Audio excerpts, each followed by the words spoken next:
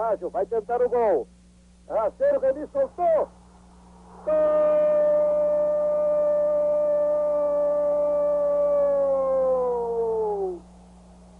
Navarro! Para o Bolívar. A bola sobrou da área. Rasteira. O veterano Gajo bateu forte. Reni, depois de segurar a bola, escapou-lhe por baixo do corpo. O zagueiro Navarro, que entrava pelo lado esquerdo, mandou para o fundo da rede. Bolívar, 1-0. Vai haver substituição também no Bolívar. Chita, ajeitou para o pé esquerdo.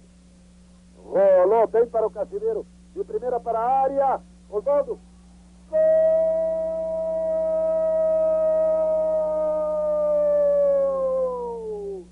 Grêmio! Osvaldo! Quita para o lado esquerdo. Casimiro para a área. Osvaldo de cabeça para o chão, empatando a partida. Agora é que nós vamos ver o Grêmio. Ele que conseguiu o que era quase impossível, empatar um jogo desse. 1-1 no marcador. Passe apertado do China para Osvaldo. A Tita. O Grêmio começa a tocar a bola. É isso aí que tem que fazer. Tita, Casimiro, Osvaldo. Deixa a bola correr. Osvaldo, Tita. A finta é boa.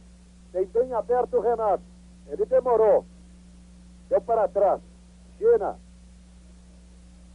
Vai bater de longe. Gol!